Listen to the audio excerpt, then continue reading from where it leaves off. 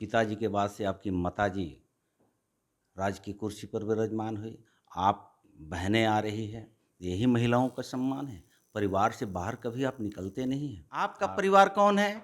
यही 8-9 व्यक्तियों का आप परिवार लेकर के चल रहे हैं। अब आपके परिवार का भी जो प्राइवेट लिमिटेड कंपनियां थी वो शटर अब बंद होने वाला है। गठबंधन में सीटों का बंटवारा है जो फाइनल हो चुका है, लेकिन तेजस्वी यादव ने दावा किया है कि जो परिणाम आएंगे वो चौंकाने वाले होंगे। हमारे साथ बिहार सरकार के मंत्री जनक राम है।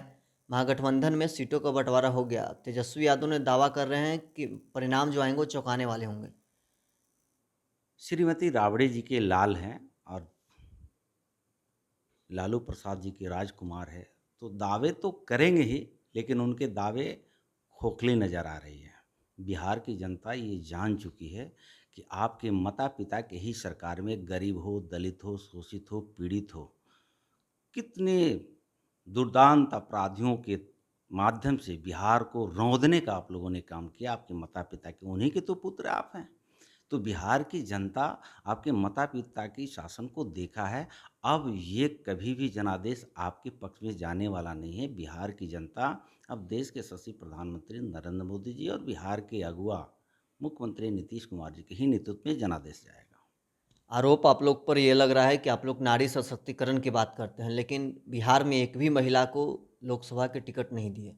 बिहार के लोग तो देख रहा है ना, आप किस नारी को सम्मान दे रहे हैं।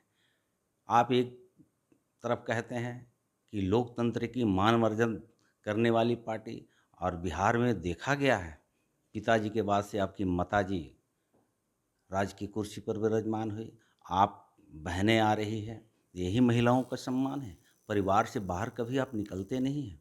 आप देख लीजिए, एनडीए में महिला भी हैं, पुरुष भी है, दलित भी है, पिछड़ा भी, सर्व समाज के लोग हैं, जो पार्टी का ही शीर्ष नेतृत्व कहते हैं, सबका साथ, सबका विकास, सबका विश्वास, सबका प्रयास। अब बिहार के मुख्यमंत्री आदरणीय नीतीश कुमार जी तो कह रहे हैं कि बिहार राज्य मेरा परिवार है। देश का मुखिया आदरणीय नरेंद्र मोदी जी कहते हैं कि देश परिवार है, लेकिन आपका परिवार कौन है?